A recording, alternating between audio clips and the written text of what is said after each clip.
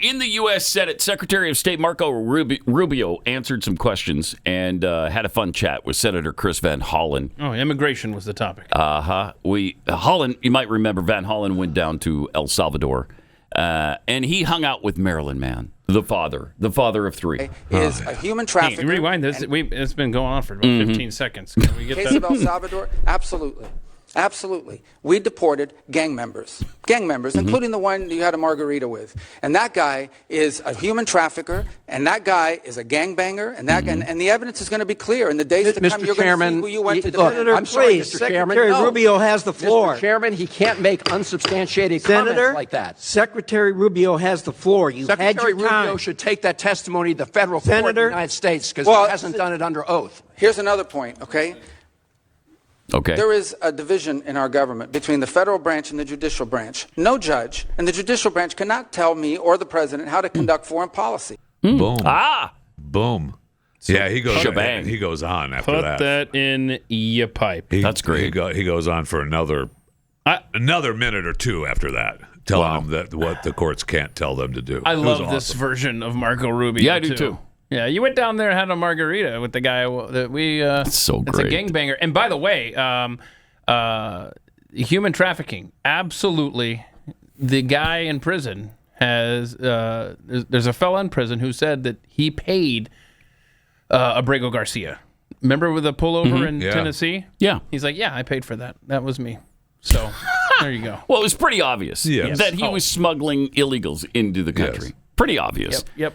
I mean, the cop who eventually showed up knew it and said it. I would love to hear, maybe there's a transcript. I don't know. That was the video with the lady. I would love to know what the FBI said in the 2 hours that the police in Tennessee were communicating with Joe Biden's FBI about the situation in Tennessee. And then they report back, let him go.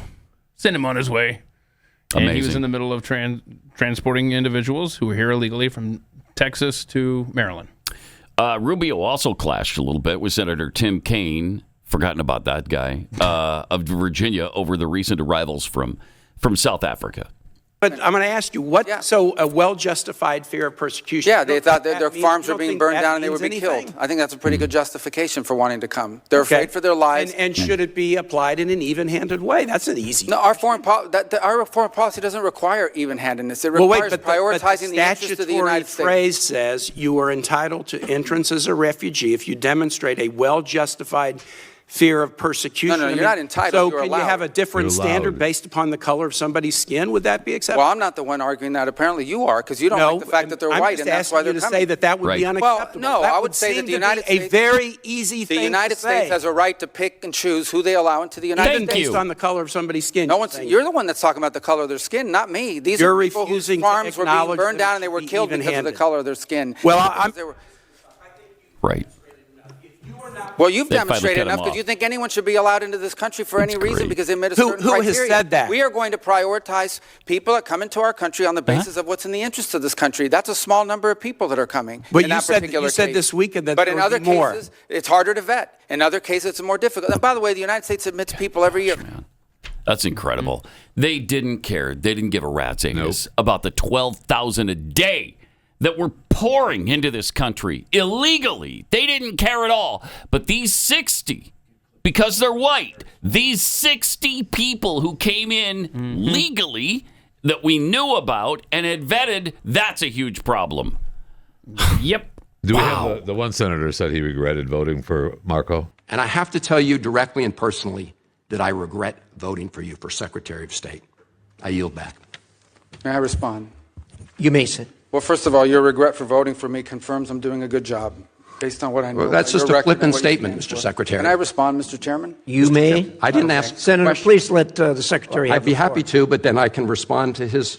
Your time's up, Senator, and willfully used, I might I add. mean, I'm doing a good job. That's great. That's awesome. Yeah, but I mean, to your great. point, they would rather have someone that's in this country illegally. Illegally, but human trafficker. Yeah, drug trafficker, gangbanger, murderer, rapist. terrorist. They would rather have that. You bet. Than have a white farmer in this country from another land. And it's well documented that farmers, white farmers in South Africa, are being killed. Oh. They are being murdered That's by been the going dozens. on. That genocide has been happening. It's been going on for a long decades. time. Yeah, We talked about it when we were still in New York. That was a big deal. yeah. One last thing though on that Representative LaMonica McIver. Remember, she went and she shoved the ICE agent there at the Newark place. Well, federal charges came down on her for assault yesterday. So that's now official. And you've got to see Eric Swalwell. I want to see what you guys think of this. Interpret what Eric Swalwell meant when he was doing an interview yesterday about that ICE run-in.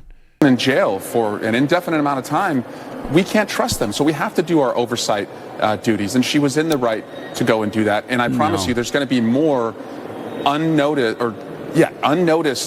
visits by my colleagues where they show up and they better be let in. Oh, shit. You pointed out this. Or what? What does that mean? They better be let in. And Tom Homan yesterday said, you can make an appointment. Yeah, right. The end. Right. Well, no, we're going to show up. You don't just get to unnotified. attack federal agents. I don't know. Sorry. Right. They better be let in. And I thought no one was above the law. That's what I heard somewhere. I don't know where that is. That's old school. That's so like a year ago. No, that's when he was whispering with his Chinese spy girlfriend. Fang. Was that guy still in office? I know. Did Fang Fang? We've kind of come to the conclusion she's gone, right? Remember that plane that came came straight down? Yeah. Mm-hmm. And the only person on the manifest after that was someone named Fang Fang.